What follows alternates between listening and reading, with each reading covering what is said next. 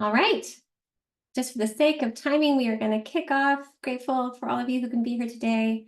Our the next slide is the September 5th Gravity Project public call. I've been talking for I'm at my 11th hour of gravity meetings today. So please apologies if I sound a little slurred.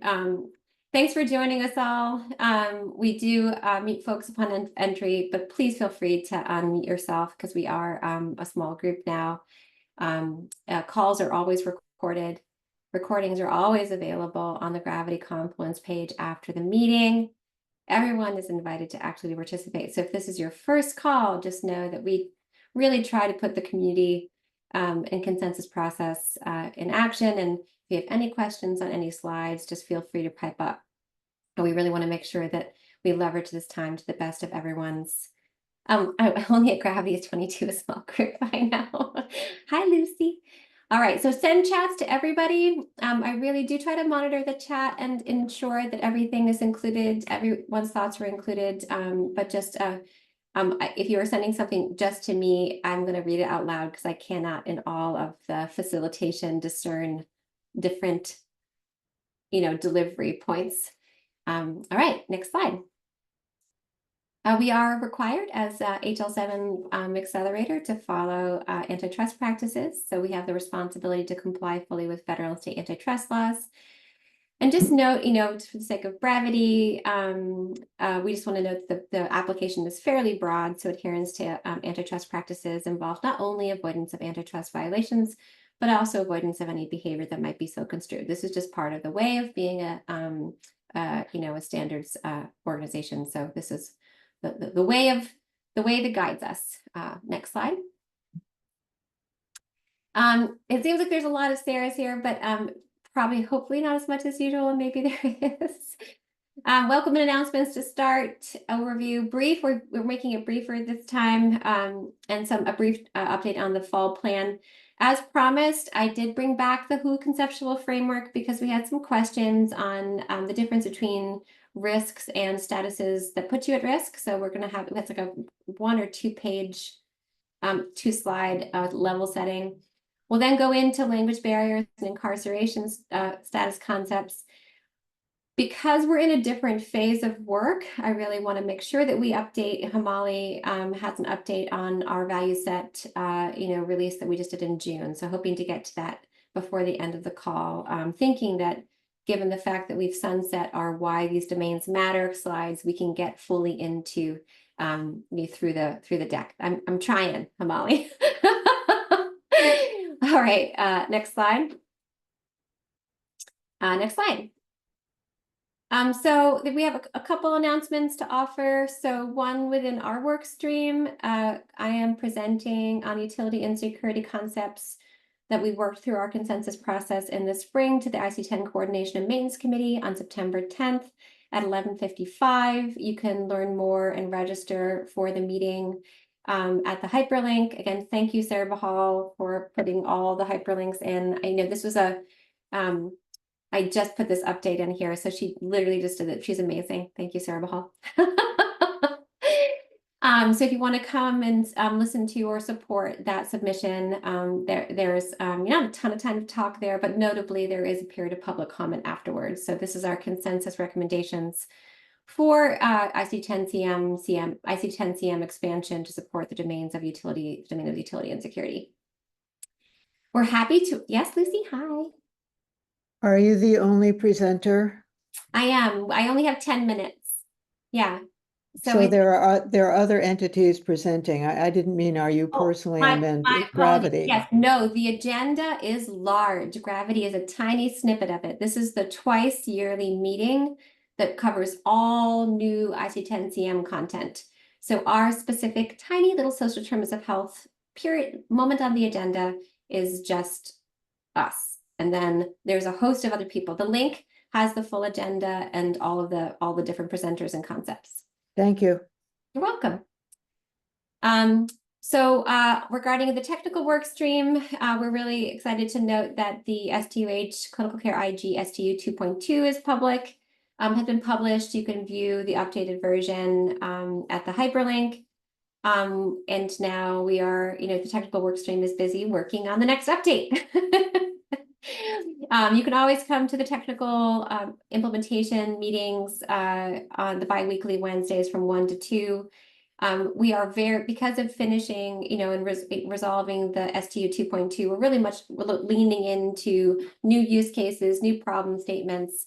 A lot of what we're going to be working on with our next update is just aligning with US Core 6.1, but that technical call is there's a lot of conceptual conversation going on there as well.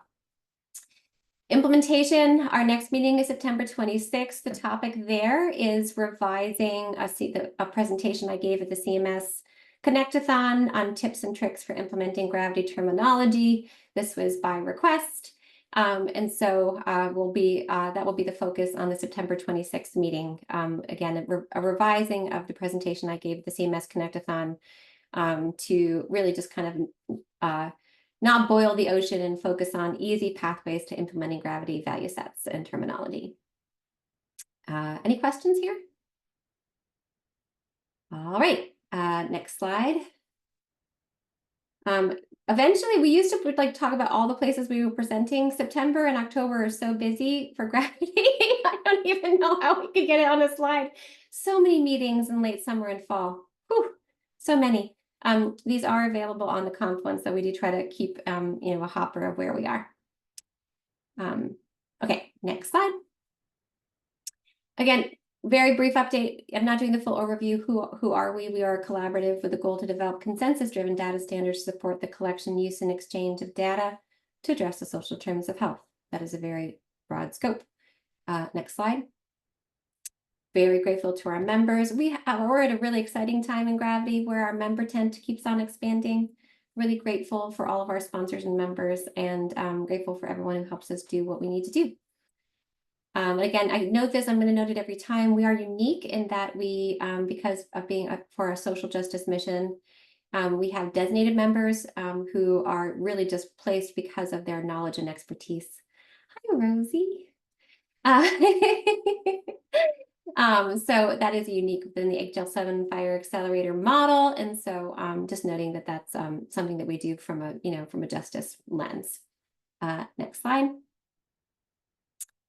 Our roadmap is fairly consistent right now. Not a lot of changes. You can see that we are in our fall build working on language barriers and incarceration status.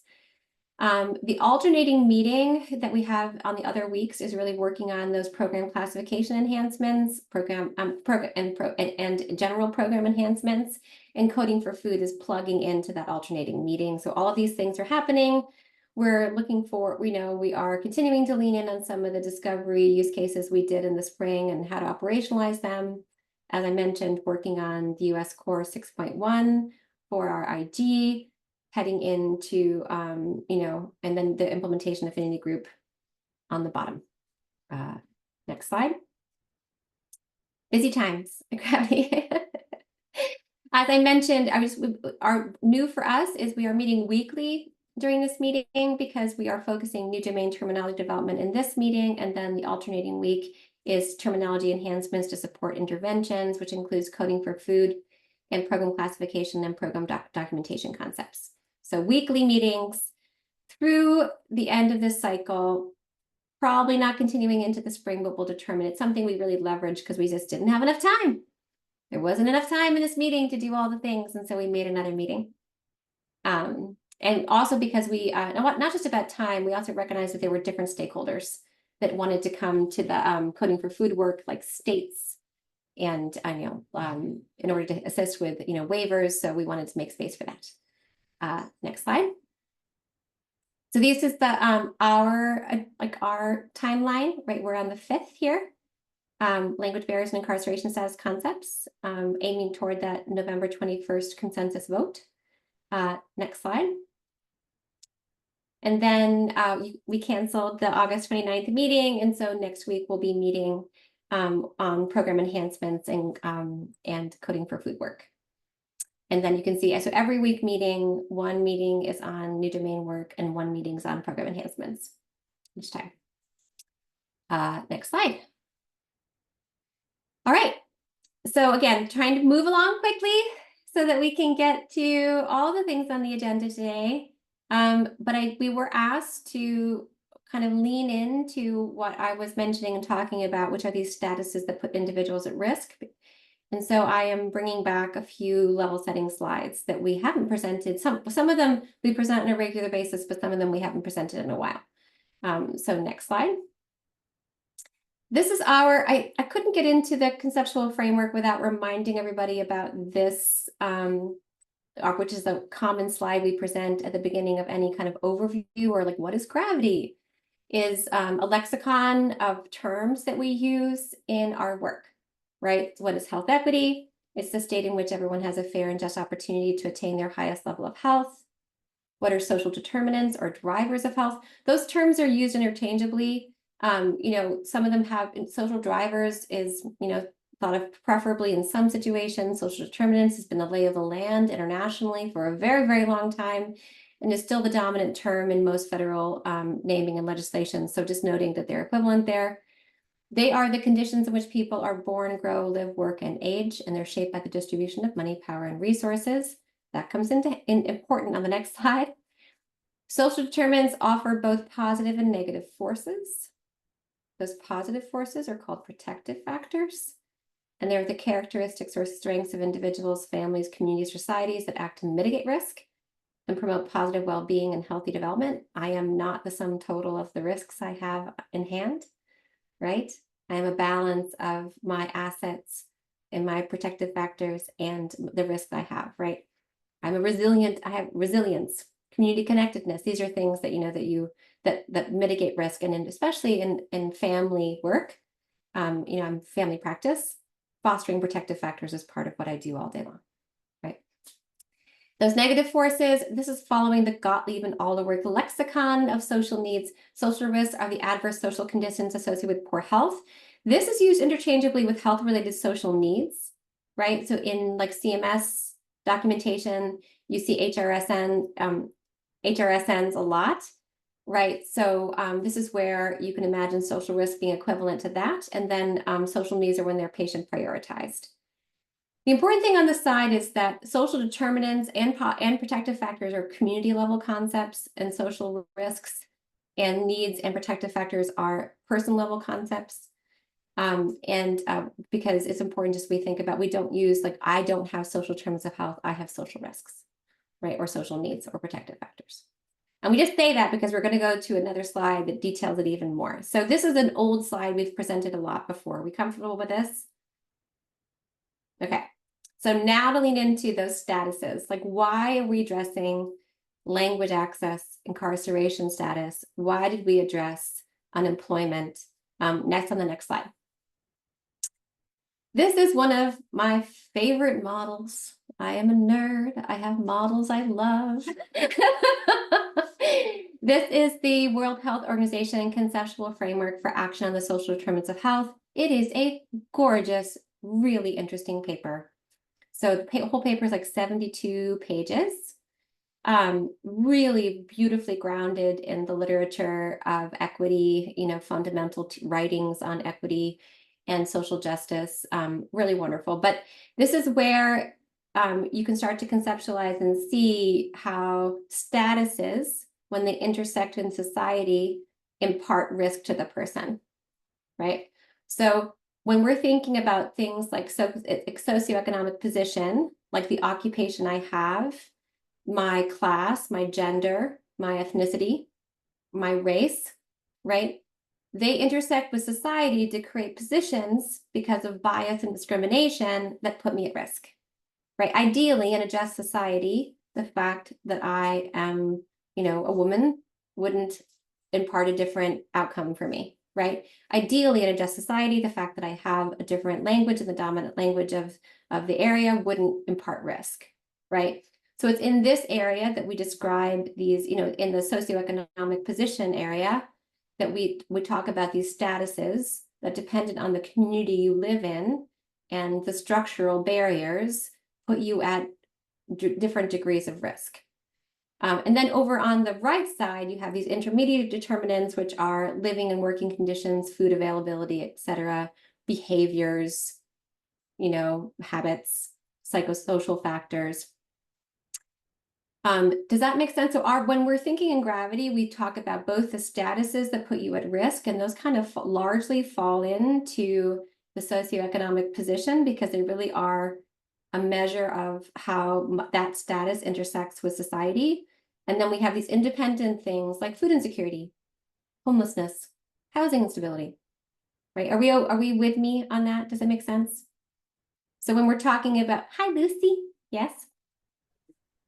Hi, Sarah. I know that you can't, or we can't change this diagram, but I'm in the intermediary determinants on the bottom where it says health system.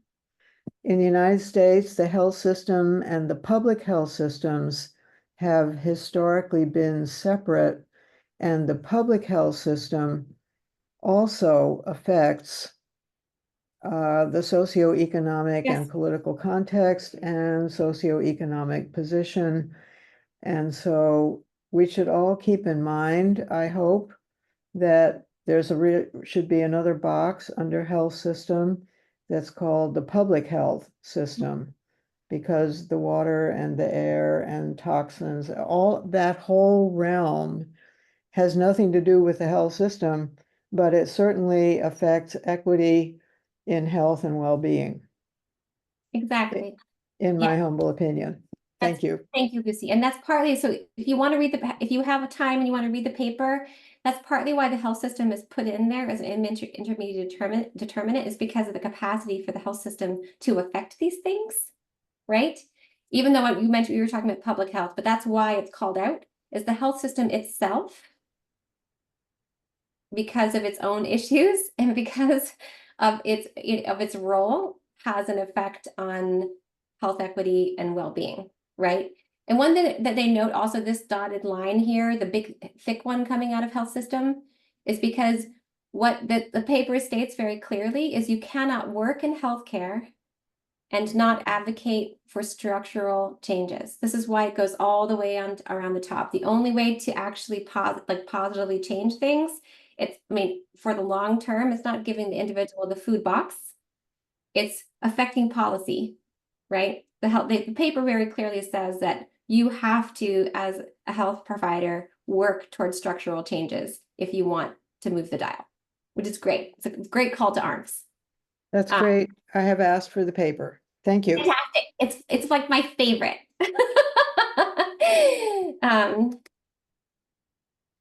Okay. Okay. This was just because we were talking about this last time, and does this make sense? And so this is a key pull out from the paper too. Social position is at the center of the model of the mechanisms of health inequality. The mechanisms that play a role in stratifying health outcomes operate in the following manner. Social context creates stratification and assigns individuals to different positions. It engenders different exposures to health damaging conditions and different vulnerability, right?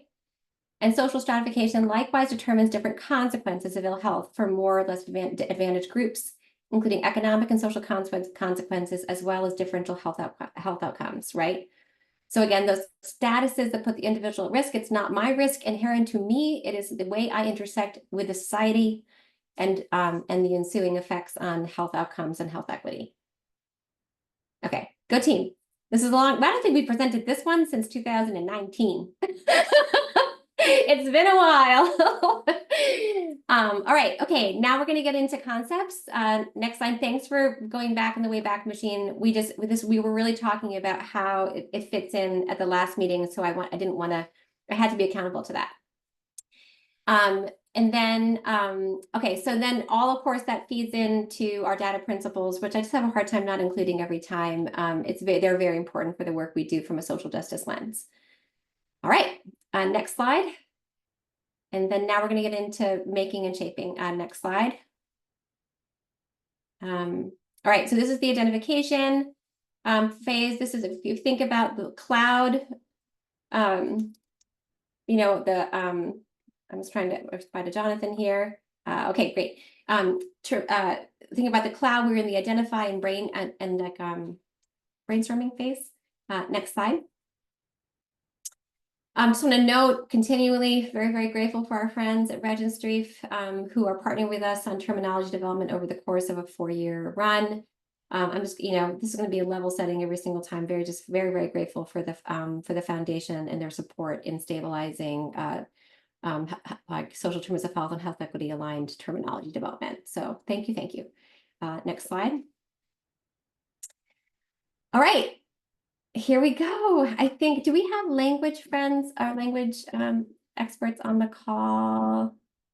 I don't know if we do. Oh, Gerardo, I see you. All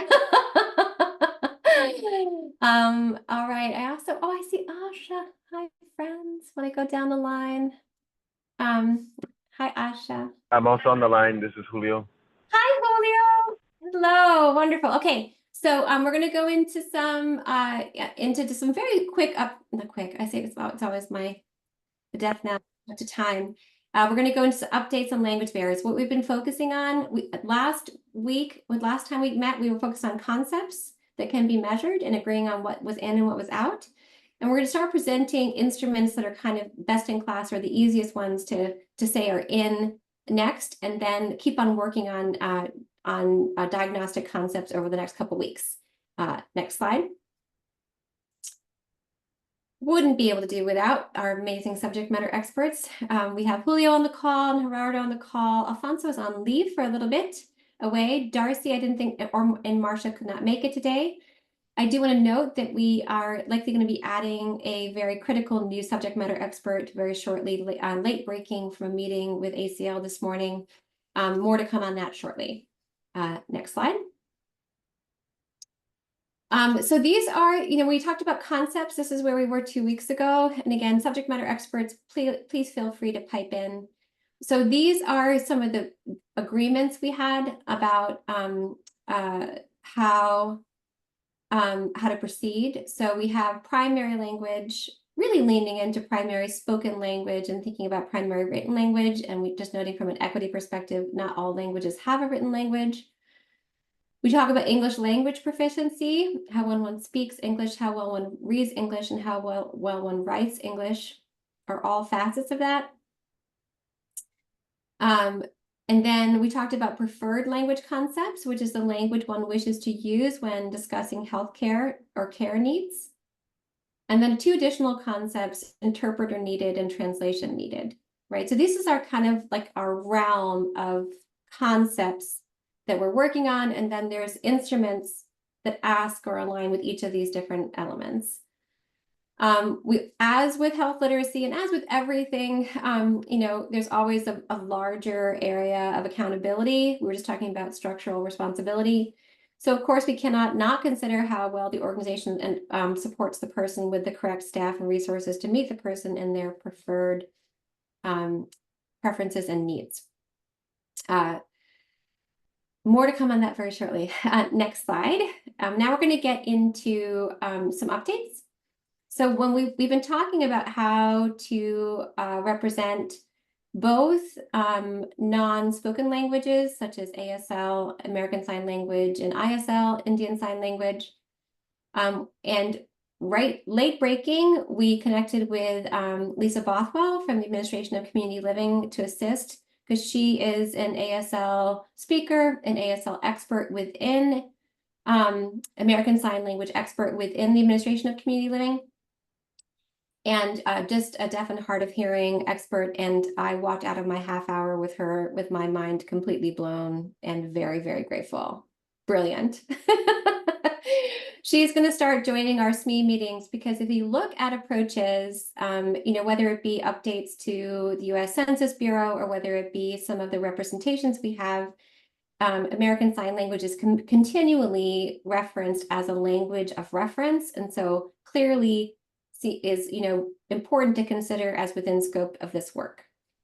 More on that shortly. And Gerardo and Julio, that's new, but I hope you feel like in the assigned homework, I finally connected. She's really great.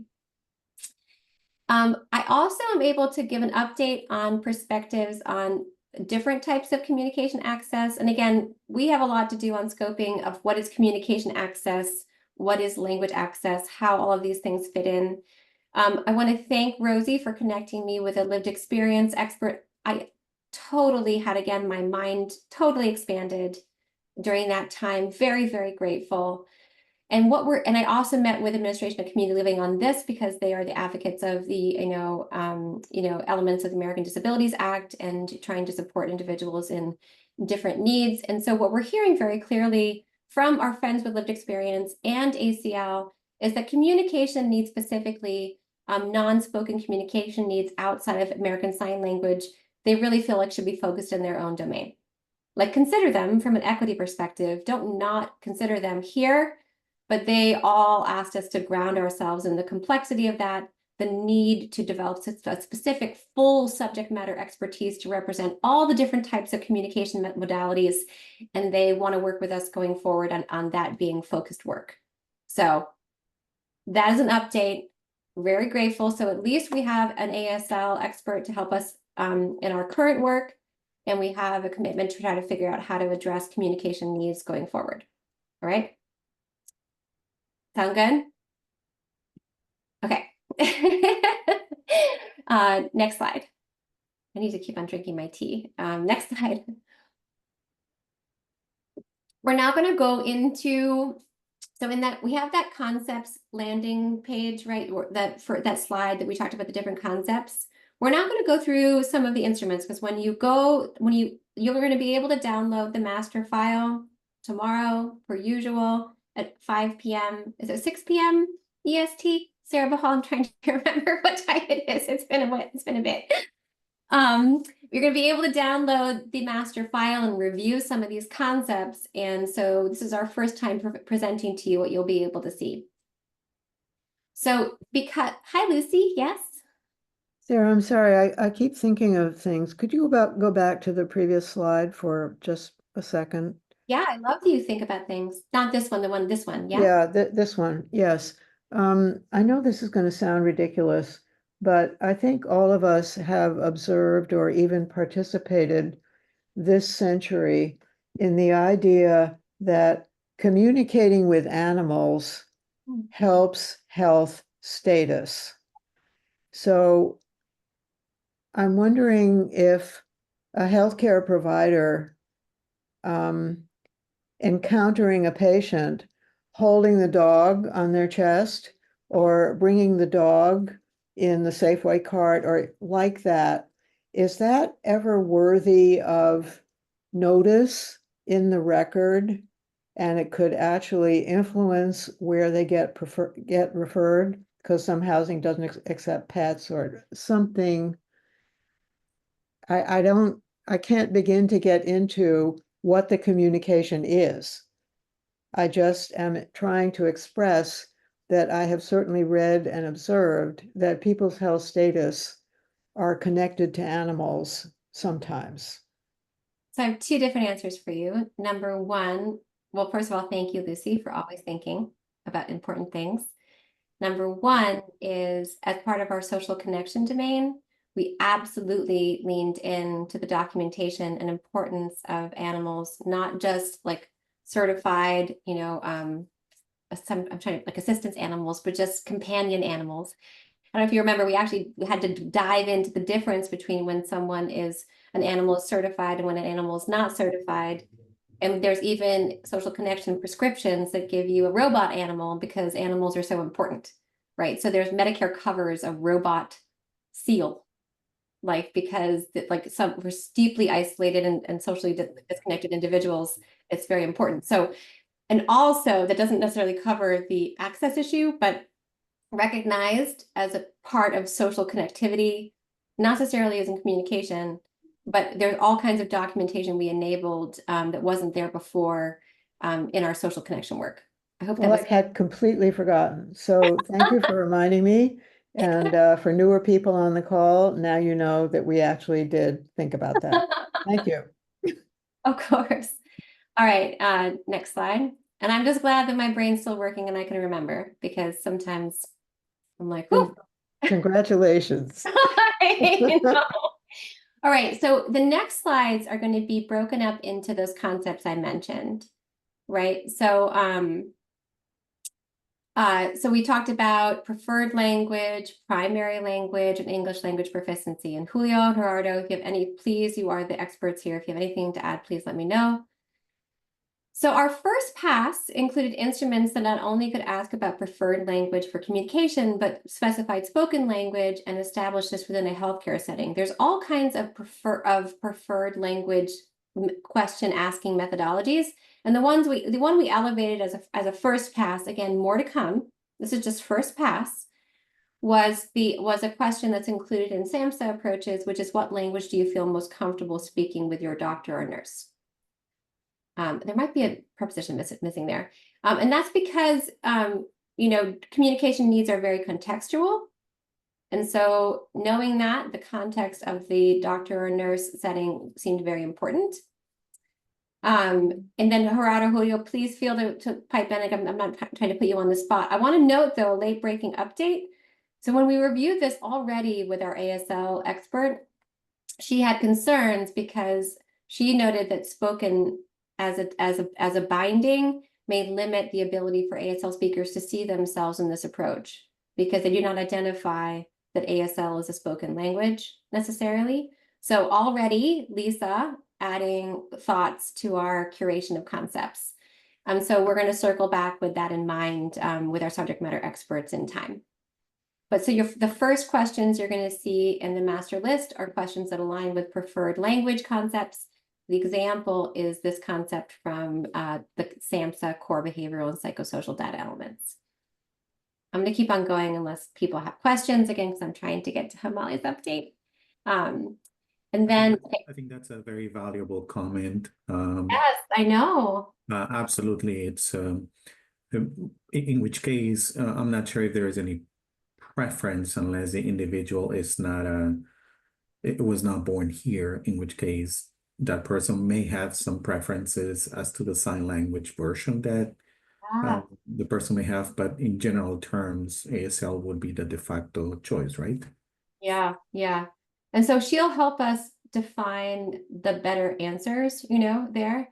But it was really interesting that she leaned in, immediately responded to the spoken part and said, I don't know if I see myself in that statement. And I was like, great, we'll come back around. I want to note, so she has also worked with, she's involved in the work to improve add ASL as an answer in the US Census work. So she'll be able, we talk about the census approaches often in our subject matter expert meetings. So Gerardo and Julio, she's got her finger on the pulse of that too.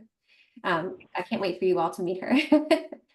All right. There's another comment about yeah, this. bring it. So, and I wasn't sure how to bring this up before, but the question on its face can be threatening in the context of how it calls a person out. In other words, if I prefer to speak with my doctor in a language other than English, will that code me, or will that profile me? Yeah. In the context of foreign-born or potentially undocumented persons who would prefer either not to disclose or simply to go along and accept the services in English, even if that's not their preferred, given what might be inferred by their preference. Yeah. I don't know if that makes sense. No, it does. This is that we But were just to say it more plainly, Yeah. what are the repercussions for my saying that I would prefer this in a language other than English? And do I want to take the risk of identifying my preference? Yeah, so that So is I a wonder really how the court, accounts for a vulnerable social position, given what you were saying about social determinants of health. Julio, thank you. And I I'm want to, positing it as a question, not because I have an answer. Yeah. In terms of a better question. Well, just to point out that calling out the question sort of calls out the person in the context of their access to healthcare. thank you, Julio. Over. You're so it's over. Julio on the phone, signing off. So that it reminds me of conversations we're having regarding incarceration status and the same thing, right? And so, Jonathan, I'll get to you in a second, but we actually have been really talking a lot with these particular domains about, as we address the injustice of invisibility, how do we name the risk of being visible, right? And this is like the fundamental data justice principles, like not our principles, but the principles of data justice are, it's like the one risk is lack of visibility. We saw this in COVID and different, like indigenous data being completely not represented in the method of data collection, right? And then there's the risk of being visible, because that puts you at risk of bias, right? So our data principles try, but I think one of the things we try to hold ourselves accountable to is ways to address that. And another thing that we've been working on a lot in Gravity are, really trying to encode best practice in preparatory statements. Like for example, the American Academy of Pediatrics has their preferred way of level setting, so like any kind of social risk screening, to name that we promise to keep this information in, like, and use it well. We will not use it, to cause harm to you and your family, right? We had the CUES model with intimate partner violence. So I think these nuances are really important. I hope that wasn't too many words, but Julio, thank you. We appreciate that. Okay, are we, and I want to note, someone was mentioning the ASL is English, yet that's true. Indian Sign Language is not even on here, and it's an American, Indigenous, like sign language type. And so just want to note that she is just an expert in ASL, but she's hoping to represent alternate signed languages. Any other questions on this slide? I always say it's going to be a quick one, and never is. Okay. So Julio, you can help us be accountable to representing that risk, hopefully. Okay. He's still on the phone. Okay, next slide. Sorry. I was on mute. Sorry. The concern here is the questions presume a stable context, right, of safety. All of the questions presume that, no? Yeah. In that, it's like, for example, asking someone to speak of their trauma. Yeah. Right? You wouldn't expect them to do so unless they felt okay to disclose. While I don't think this can get compared, or it's not equivalent to, interview, or, some kind of emergency, response interview in the field, the question can elicit some sense of vulnerability. Again, because people don't know what is going to be done with the information when it's being asked. I may not want that kind of visibility. 100%. I may prefer to continue to read lips. I may prefer to continue to understand each third word in English rather than to speak in my native language. But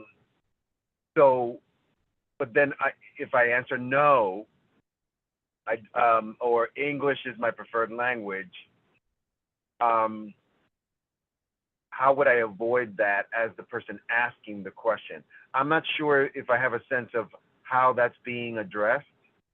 when we're giving feedback on the question? You know what we can do, Julio, is we can pull up some best-in-class preparatory statements.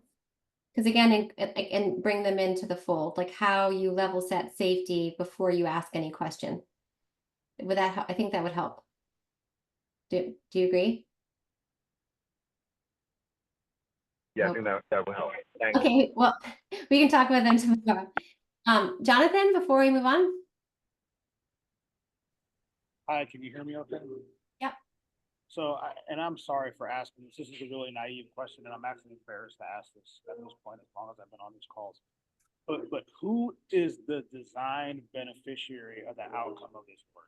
Is it to empower individuals to interact with the system, or is it to empower the system to more effectively interact with the individual? Isn't it both? That could be a very good outcome, but I guess what I'm saying is when I'm listening to the gentleman that was speaking before, it doesn't seem like it's really clear, right? So if we're designing a tool that somebody is not really comfortable using, that it's not going to be an effective tool for that person. But we also think about it from the standpoint from a systematic approach. If we don't have the tools and the resources to reach out and effectively address our stakeholders within the community, then we're only so effective in the services that we're providing, right? So I think that having clarity on who's designed to use these tools and the impact that they're designed to empower, I think actually gives more context to how they're developed. Does that make sense?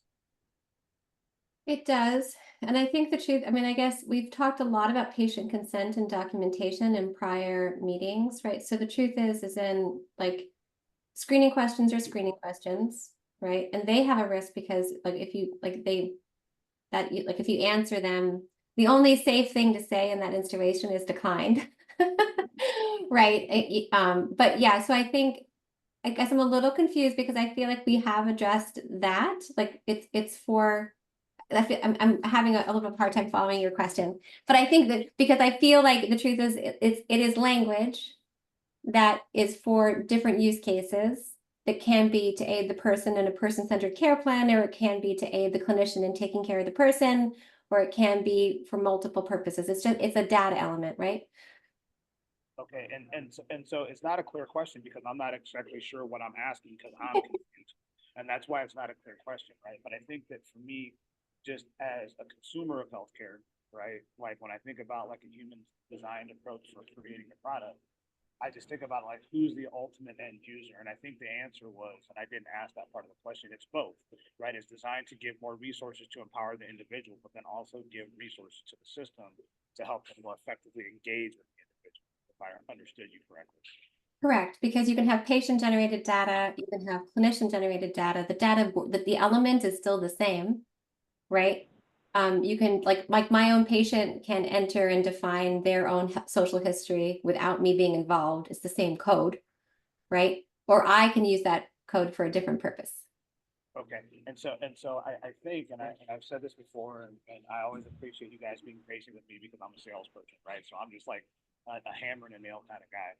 But I think it's at some point you have to be able to direct people to what it is you're hoping that they do with it, and then take the feedback from the market on how they choose to use it, right? Because I see in the chat, it's like it's a clear question without a clear answer, and it's kind of like what came first, the chicken or the egg. So in order to engender more trust within marginalized communities, they have to have tools that they feel that they can be comfortable leveraging, but then the people that are actually using the tools have to be cognizant of how they're received within the communities that they're utilizing, right? And so that's kind of where I think it's just educating the market on what it is you're actually hoping the ideal outcome is to be of whatever resources you're asking for. Yeah, I think I'm following it. Some of our original use cases help there, but also that's also, I think, a focus on implementation and implementation guidance. And Yes. we do talk about those concepts a lot in our implementation affinity meeting. Okay, perfect. And so I just wanted to make sure, because as I'm listening to you talk, I just wanted to make sure that I was following along correctly. So I'm sorry to derail the conversation. No, sorry. There's never any apologies in this space. It's all knowledge making. So we're just doing, yeah, we're all doing our best. And I hope I gave an okay answer to a hard question. Well, it's evolving, right? And it's evolving and it's going to continue to evolve. But at some point in time, part of being a leader is you have to direct people and say, this is what needs to be done. And so this is what we're asking you to do. And then to your point, from the implementation standpoint, then educating them on the best way to do that. right? And so I think you've been doing this much longer than I have, and I appreciate your patience in allowing me to ask the question. But I think that I'm following along a little bit more. Okay, let me know if you want to connect offline so I can better understand, but I think like, so the intent is to develop language that doesn't exist, to curate language that doesn't exist and curate language that already exists to enable multiple different types of use cases and purposes, right? So in this work stream, it is like, in this terminology, it's like gap filling for multiple use cases and purposes, right? Okay. And so what I've heard you say from a commercialization standpoint, that that's where the way my brain works, is that we're creating a solution to a problem that you didn't think could be solved. Like that's like, so we're helping you create a solution to solve a problem that you didn't think could be solved, because there's a gap here between how you interact with marginalized communities and how they respond to your ability to interact. I don't know if I'm following. All right, we'll have another, Not to derail. conversation. Let's take this offline, you and I, and maybe you can help me understand, and then I can circle back around. But I just worry that we're getting like I'm not quite understanding, and I want to understand. Thank you. Okay. I'm here anytime we want to talk, and so I can better understand. I always want to make sure I'm understanding. In this instance, I feel like I might not be, but I want to. So moving, if it's okay, we're going to try to just move through some again. It is very important, and this is a theme that we've had within Gravity, is representing the risk of making data visible. And we've consistently, across other domains, elevated whatever methods were evidence-based about protecting individuals or preferencing screening with appropriate safety statements. I feel it's what Julio, I think, is raising here, is that we want to do I want to make sure that we're elevating that here. If it's, based on Julio's comments and what Jonathan was talking about. And I commit to trying to find that information and having our SMEs help us in that. Because again, from our principles, preventing, reducing, and remediating harm is our last data principle, and we cannot adhere to it unless we think in advance of the possible harm of the data we're creating, or risks to being Yes. Can I jump into that just to add a little bit? Yeah. The way I operationalize this effort is that in like a Venn diagram, the ultimate beneficiary is the person who's being asked, right? Or where there's a code is being utilized to describe any kind of appropriate sociodemographic, sociometric, or social condition related to, in this case, language access, just for purposes of the anecdote. So the ultimate beneficiary is that patient or that person, right? Mm-hmm. But the immediate approach is to provide guidance, a lexicon, and this is where my question was in, and a modality for the practitioner on not only what to ask, but how to ask it, mm-hmm. so that the patient feels seen, as well as is clear about what's being asked. Correct. So, for example, an anecdote that happened yesterday. My husband is asked by his doctor, new doctor, perhaps the last visit, out of the blue, how it, I'm trying to phrase it appropriately. She asked him in Spanish because he's Spanish dominant, what his experience has been like working in a restaurant.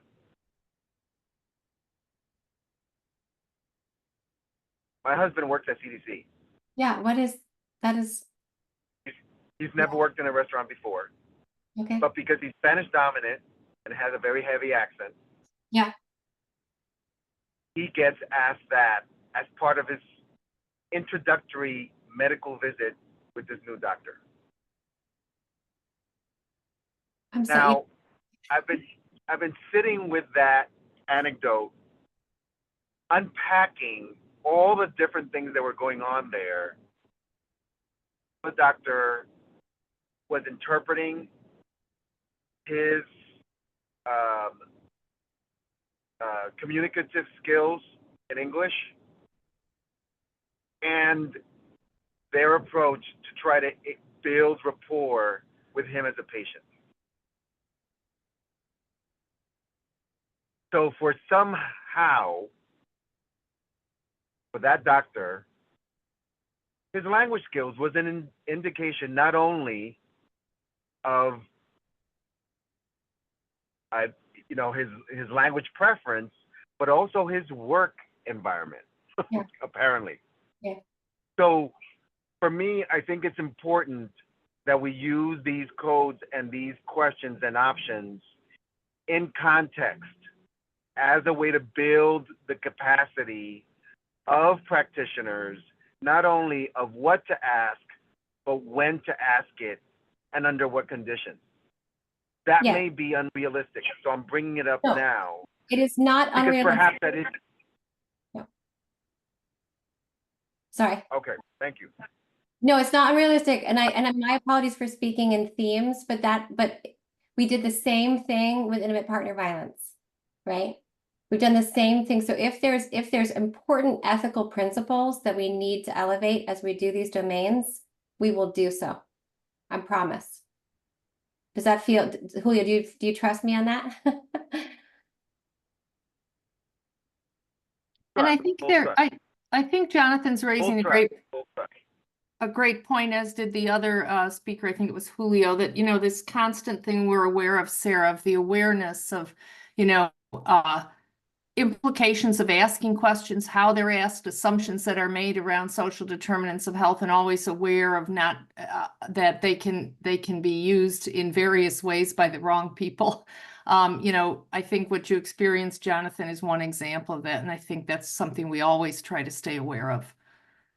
Even the documenting of it, et cetera, just an awareness of confidentiality around these things. The earlier comments about, a preference in who you want as an interpreter could be held in a certain way, or so I think you just raise, it's an awareness issue that we are constantly, it's good to be reminded of. So Sarah, if I were a sales rep and I were calling on you and you dispense care to somebody, but you didn't have time to follow up with them to ask their questions, right? They're going to walk away and feel like they're not heard. But because I'm a representative of a company and a product, like say it's a durable medical equipment that you're using, right? Part of what I would do, because I have a social work background, is I would actually kind of help explain that. And they're like, well, why didn't Dr. De Silva explain that to me? It's like, because she's got 40 other people in her waiting room. She would love to. She just doesn't have the time. Right. And so for me, when I think about it, and what Julio said about operationalizing it, that was the phrase that I was looking for. I think that everything that we're doing here is great. I'm just struggling because I'm a layman with all this stuff on how to actually, and the word I was looking for is operationalize it. So I just want to know, so I don't want to not, I feel like I want to be careful to talk about the work streams that are appropriate for different types of work, right? So if we're like, we talk a lot about operationalizing things, implementing, and like, I want to make sure that we're considering here, like what is within scope of terminology, right? And again, not as we, make sure that we handle what's within scope. I can promise that there is a theme that I hear Julio speaking to, which harkens to things that have been in scope before, and which is around and it also harkens to things that we see across many domains about appropriate ways to ground questions, like screening questions, particularly in ways that are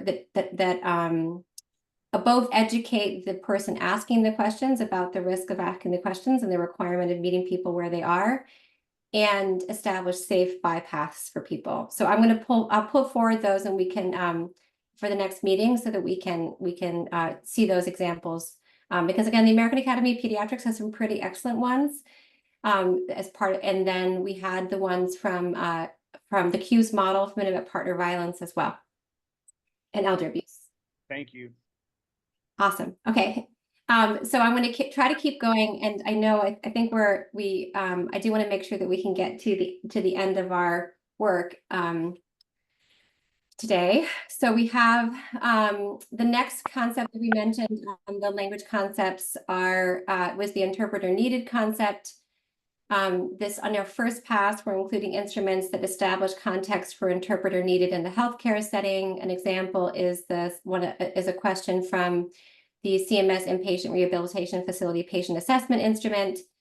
And the concept is, do you want or need an interpreter to communicate with a doctor or healthcare staff? Julio, I want to elevate that the same risk you mentioned on the preferred language is present here, of course, right? So I am committed to trying to make sure that we center best practices for asking these questions. Lucy? Yeah, Sarah, given the conversation that's just occurred, I'm wondering if we could change the headline here to interpreter desired. Like the provider may think that interpreter is needed, but the person sitting there, for any number of reasons, including those that we've just heard about for the last few minutes, may not want an interpreter. So the idea of need, to me, is very provider oriented. Whereas if the person sitting in front of you is feeling a need for someone to support what they want to say, using the word needed doesn't reflect that. I think interpreter desired by the patient, not that the provider thinks that the patient needs an interpreter. Thank you. I may have a comment about that. Great. And this coming from an actual interpreter. Most people are not even aware. I don't want to say most, but many people are not even aware of the opportunity to have an interpreter provided. And so at that point, it becomes a need because that person is not even aware of the availability of those services at their disposal. Once they learn about those services, then they can make a decision about that. But for the most part, when an individual is offered an interpreter, largely they accept it. That's one. Two, not to make things more complicated, but the mere premise of asking a question about language preference or needing an interpreter in English is already complicated by the fact that the patient may not even understand the question. So talk about operationalize this.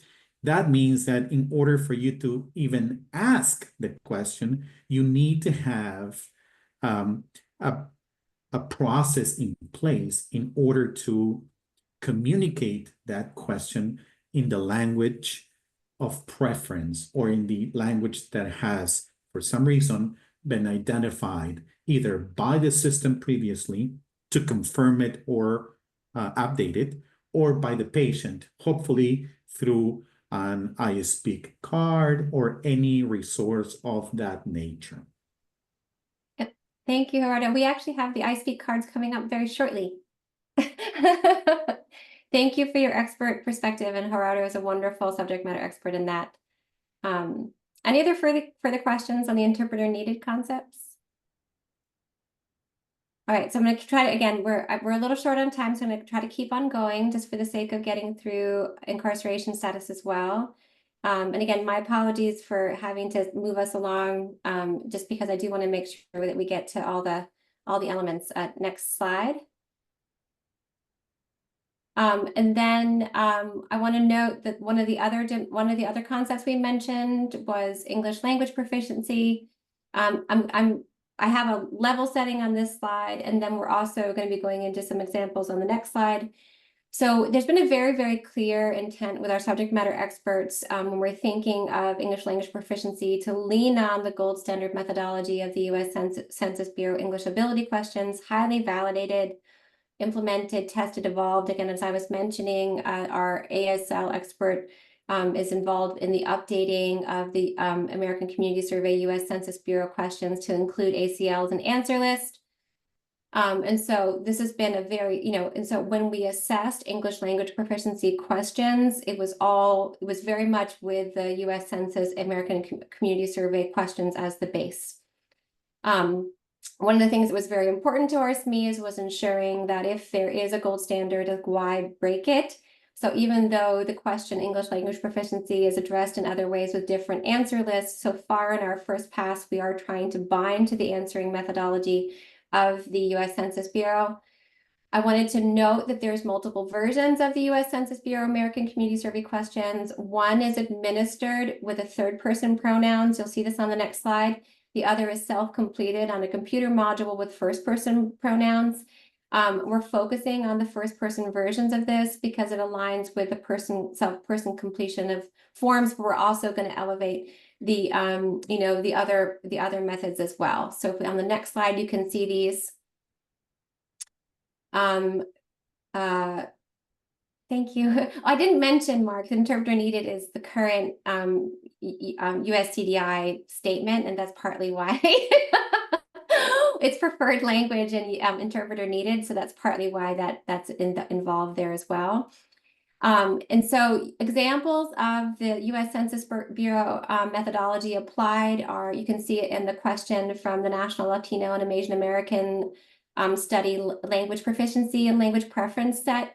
How well do you speak English with those very well, not well, and not at all? What Gerardo was mentioning is really critically important because if you do not speak English well and it's not in your native language, how well are you going to answer this question? There's multiple translations of ACS in the ecosystem. And you're going to see some really great examples of I Speak cards that Gerardo mentioned by the US Census Bureau very shortly, because that's part of the entry to any questioning of an individual through the American Community Survey. And you can see an example of the direct pick from the American Community Survey, the 3-item set. Does this person speak a language other than English at home? What is this language and how well does this person speak English? And again, those very well, not well, and not at all concepts. Again, for the sake of time, my apologies. Moving through, next slide. Gerardo, Julio, please feel free to pipe in, but I'm going to get to your favorites here, or at least my favorites. Mark, yeah? I'll flag this as an issue. You decide when it gets assessed. I'm remembering, Sarah, yours and my work on the Interoperability Standards Work Group around disability status, Exactly. where Census Bureau had 6 questions. And what the subject matter experts said is, yes, those are 6 valid questions, but there's a 7th that's missing around communication. And so the Washington group.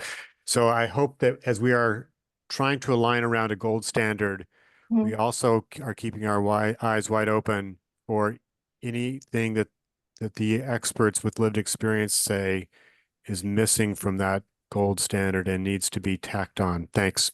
Exactly. We definitely are, right? And that's partly why we cast our net wide with ACL. And yes, 100%. In this identify phase, and the team can testify, I'm like a fisherman with a broad net, right? Trying to make sure we rope things in. I can definitely say our SMEs hold us accountable to that as well. But thank you, Mark. You're always good about that kind of thing. I've been thinking about you a lot as we elevate the disability status question. Amalia is like, she's like, they just know that we think about you all the time. So I want to note, when it comes to primary language, just one of the beautiful things of this work is discovering really great resources that are out there. And Gerardo, I want to note that you mentioned that you utilize these a lot. This I Speak methodology, which is common across federal entities, USDA, US Census, Department of Homeland Security. There's a couple examples there. When we look at them in the master list, they're going to be challenging because many, like I would say, most of these languages are not text on this PDF. It's an image, right? Because of the complexity of representing that language. And so we can't do what we usually do, which is transfer all of this to the spreadsheet, right? Right? And so in order to represent these I Speak elements on the master list, you're going to find hyperlinks so you can review them, just as we have as well. But there's a couple different versions of I Speak cards that, again, just thank you. It was like one of my favorite things I discovered And now they're up in my clinic. These I Speak cards as really excellent ways of identifying the language that you speak, because the questioning is in the native language. There's a very clear version of this in the U.S. Census Bureau as well, which is an entry statement. And Gerardo Julio, tell me if I'm missing anything. Next slide. I just want to note that there are versions of this as well that try to include Indigenous languages, and you can see the I Speak cards also include sign language as a language of reference as well, right? So I sign, right? I am actively trying to seek, and I wrote the subject matter experts for representation of American Indigenous languages. You can see Central and South American Indigenous language are represented well here. But the American Indigenous languages, I had a hard time finding in the federal I Speak repertoire. So it might have been just my barrier, but we're working on that. Darcy, luckily, is an incredible advocate and expert in Indian health representation. So hoping we can find one of those as well. So does this make sense? So this is like, and again, if you're, before you even complete the American Community Survey, there is an American Community Survey, U.S. Census. I read and write in this language that you check off, right? And that determines how you fill out the rest of the survey. Are we good? Okay, again, for the sake of time, are we catching languages that are spoken but not written? Yeah, so that was one of the level sets we had in the beginning, is that when it comes to primary languages written is not a universal truth. And that's been raised repeatedly within our subject matter expert meetings. Absolutely. Ooh, okay. All right, continuing on, just for the sake of time, because you are going to see things on the master list and we want to prep you for those. We're going to go through, my apologies, we're going to go through incarceration status pretty swiftly, and thank you and patience for the incarceration SMEs. I thank you. Thank you, Gerardo. If we missed something or you're elevating something, is that an answer to the American Indigenous I Speak cards? There are some variations from Central America there, but I continue looking for that. Awesome. You're amazing. Thank you. You're great. Appreciate you. All right. So it's always, if I claim ignorance, the great thing is someone can help me make it better if I reveal the things I do not know. All right, so into incarceration status. Next slide, my apologies. We're going to move through quickly. Our amazing subject matter experts. And so you're going to this is a fairly swift review because there's a lot of questions when it comes to good incarceration status questions. And so we are working slowly through that work, not slowly, surely, I should say, surely through available questions. Hi, Lucy. Yeah. Sarah, can we do this at another meeting? It seems so obvious to me that this subject cannot be covered in the next 10 minutes. We cannot hear from Hamali yet. I don't know. I can't do that because I can't put on the master things. There's only one new slide with incarceration status. It's okay. Sorry to interrupt. Bye. I really need to keep on going because I need to show you things that you're going to see on the master tomorrow. And again, the Hamali's updates, I do want to get to them, but they are just an FYI. They're value set updates you can find on the Confluence that have been there since June. Not to diminish them, we need to get to them. But again, my apologies. I wanted to entertain the language elements, but we do need to continue on.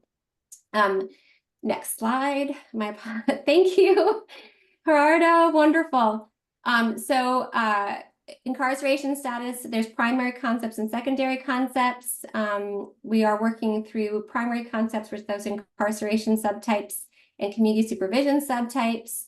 And then secondary concepts of risk assessment that we're weighing, and whether your loved one's incarcerated. We have amazing instruments to do to look at risk assessment that are very well validated in the ecosystem. And of course, many different instruments that ask about whether a loved one's incarcerated. Next slide. We're getting there. Okay, so slight updates. You can see, thank you, Gerardo, for those links. You can see that the Tangen Tribal Facility, we've worked with lots of, Indigenous experts. Our subject matter experts reached out to a specialist in Indigenous health and Indigenous incarceration they determined that detained in tribal facility is not a required subset because it can just be represented in imprisoned and a general concept. They felt like it wasn't worthy, they themselves, in their own language and representing their own expertise, thought it needed to be sub-specified. So what you can see are these statuses. You have a meta concept of jail and a couple different subtypes, juvenile detention centers, a meta concept of prison, and then a couple different subtypes. And we're working through those as we go. And now you're going to see these in our instrument updates on the next slides. And again, my apologies that we're short on time. Next slide. Community supervision has not changed very much. This is the other these are the other primary concepts, the different types of community supervision that entities can be involved in. Treatment courts really is usually going to become its own thing, but it's still in community supervision for now. And again, this has changed very little since we were here last. Next slide. All right, there's really just 2 slides here, but it's important to get to them so you can see them on the master tomorrow. Next slide. So our incarceration status, screening assessment instruments, level setting, the first pass is we're excluding any instruments that only ask about criminal activities because that is not directly within this domain, and there's many instruments that ask those questions. We likely will have some questions that ask about these questions that are included in our build, because there's some instruments, one of our representative instruments has some questions about criminal activities. So even though those don't directly feed into the domain, we'll probably build them as we work with LOINC in the future, just because we have to, because the instrument includes them. But we definitely are focusing on instruments that ask about incarceration concepts of reference through arrest, incarceration, and community supervision. And so you can see this really in the gold standard, not the gold standard, in the first example. Next slide. Next slide. This is the GAIN Q4. It is a fairly robust instrument, and what I really want to lean into are how you can see those concepts play out in the questions. So there is a primary question, which is, when was the last time you were involved in the criminal justice system, such as jail, prison, detention, probation, parole, house arrest, or electronic monitoring? And then there's additional questions about how many times you've been arrested and charged with a crime. And then in the past year, you can see it kind of starts to narrow down. How many times have you been arrested? And then it starts to narrow down further. In the past 90 days, how many days were you involved in the criminal justice system? Those same repeating concepts. And then it asks about those specific, because you imagine number of days increases risk, right? So then you can see those specific concepts of probation, parole, juvenile detention, jail or prison, house arrest, and electronic monitoring. So all of those primary concepts that we just saw for within our slide on primary concepts are touched upon, at least most are touched upon in the GAIN Q4. So when we did our assessment of instruments, this one kind of rose to the top as a good example. We're meeting again tomorrow to review more instruments. You're going to be seeing this on the master slide, though, on the master list tomorrow. Would involved in the criminal justice system include court proceedings? I think we still have Eileen on the call. And we have Mary also on the call. Eileen, and do you want to? Sarah, it's probably not worth your time given how Okay. pressed things are, but just flagging that could be misunderstood. Thank you. We're no longer actually that pressed. It's 5:16 and this is the last slide. So Okay, thank you. But before we go to Hamali's updates, right? So Eileen, do you want to weigh in? And again, I also want to make sure that I'm equitably representing the 2 domains. We haven't done multiple domains in one meeting in a long time. We did a lot of like one domain. We did digital access. We did utility and security. So I don't want to bump a domain if I can try to address it within the same time frame. Anyone? So Eileen or Mariel, do you have an answer for to Mark's question? Would involved in the criminal justice system include court proceedings? Are you able to answer? Or And I'll broaden, Sarah, what I'm asking about. The examples, the such as, those are examples that might seem like incarceration. Mhm. But what goes on in the criminal justice system includes what leads to incarceration, the assessment about that. And that's that's the differentiation I'm picking up on. Yeah, because you're stating that there might be a missing element, which is part of our concepts, right? Arrested is part of our concepts, right? But it's not included in the involved in the criminal justice system subset. I promise to take this to the SMEs tomorrow and come back. You can, Mariel and I can, Mariel and I can get with Eddie and get you Okay. collective feedback. I love that. We're not ignoring you. I love it. Thank you, Eileen. You're the best. Oh, so we didn't mention this today. I took down the SAMHSA sequential intercept model, but Greg, we are going to be leaning into alternate placements to avoid incarceration when it comes to mental and behavioral health concerns. I hope that answered your question. This is the first time I didn't have the SAMHSA sequential intercept model in there, which is really focused on diverting mental and behavioral health concerns away from incarcerated settings towards treatment at the multiple different levels. So that will be that we hope we're going to consider it and consider how to address it. And Eileen and Mariel, I hope I did you justice there. Okay, great. All right. And again, the resources on incarceration status are robust. Like the sequential intercept model is on our Confluence resources page. So you can always find it there. If I don't, because I'm trying to take some of the reference and background materials off of the slides so that we can get through content. Even though for time-wise, I think we're doing pretty good. All right. So this is, when you go to the master, you're going to find like some initial instruments, right? And then next time we get back together, we're going to be grounding with additional instruments that have been vetted. We're going to be taking in the ASL, questions on the preferred language inclusions. We're going to be bringing back information about ethically level setting. Again, implementation and each of our instruments that we select have been validated for specific purposes. And so some of the concepts on validity, I didn't weigh into here, but all of the psychometrics of different testings and methodology are part of how we select instruments. And the source is included in the reference on the Confluence. But we will try to bring back some of the best practices, level settings, approaches we've had to our meeting in 2 weeks. Next slide. All right. We can breeze through this because this is not new. Next slide. We just in conversation and review. There's some, as we look and build our value sets, we also find concepts that have been released in different releases, whether they be LOINC or SNOMED or ICD. And it feels like these are missing from our general interventions value set. So these will be presented every meeting. Presented them last time. No need to go further into that. And then I think I can get to Hamali. Woohoo! Okay. Thanks, Sarah. All So, right, Hamali, you go. so quick update on terminology build. As most of you are aware, we update the value sets which are built in VSAC.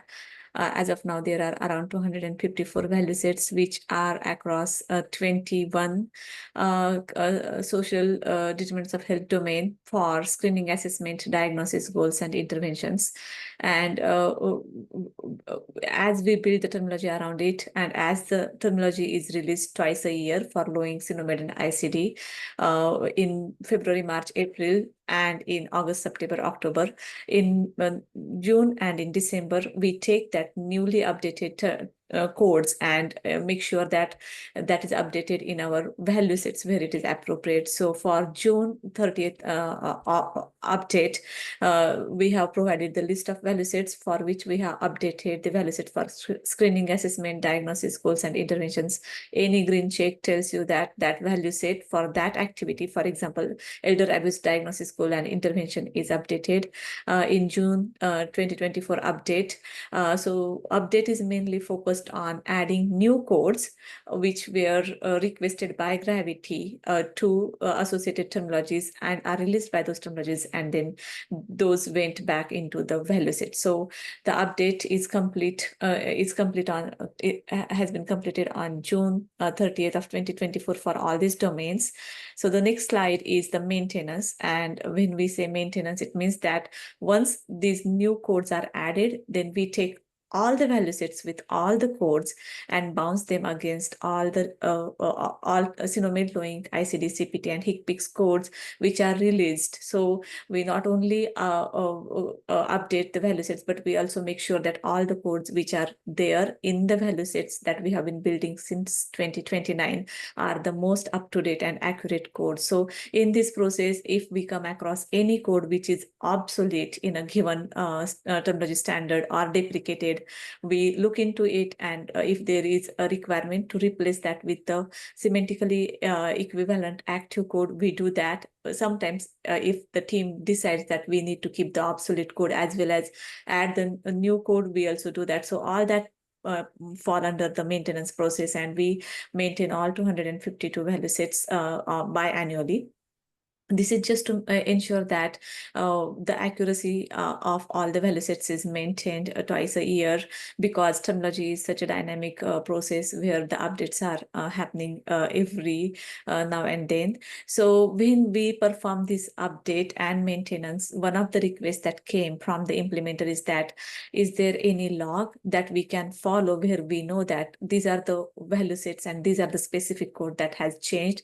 Until now, we have not been keeping the log of that, because there is a ability in VSAC where you can compare the old value set with new value sets and identify that diff. But we understand that as we grow and increase, as the number of value sets increase, it is manually impractical to do that kind of analysis on an individual value set. So going forward, Gravity will make sure that as we perform the update and maintenance of value sets, we will have a change log that implementer can look into to see what has been changed from the previous version, and then use that change log to update their system where the value sets had changed. So that is a request from implementer, and we will make sure that we incorporate that request in our process going forward, and that change log will be posted on Confluence for implementation page for the implementers.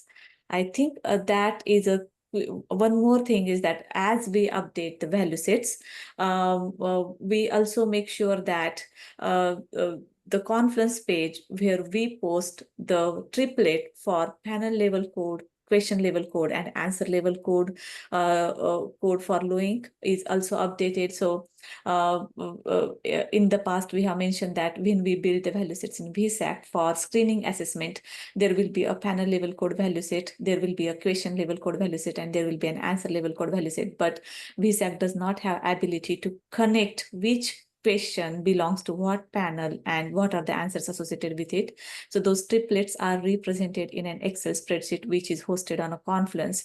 And so if there are any changes to screening assessment value set, we also make sure that that triplet is updated on Confluence, so the implementer can download that spreadsheet and connect the dot.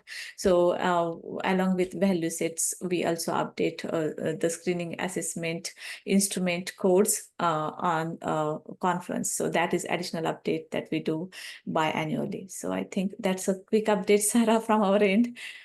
Thank you. We got to it, Hamali. Yep, finally. Yeah. So important to note. So Mark was talking about it's an audit log. Yeah, we are the happy recipient. I wouldn't say we're the victim of our success. No, we're the happy recipient of our success, which means we now have such a breadth of value sets for such a breadth of domains, and people are actually implementing them and using them in real time in their settings. They do not want to miss a single update.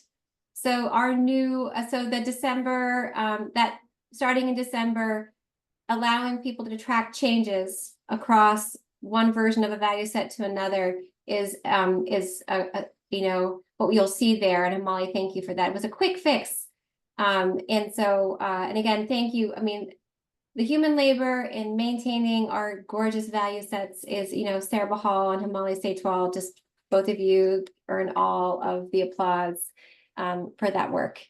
All right, so having gotten through incarceration status. So sorry if that felt rushed to our amazing subject matter experts.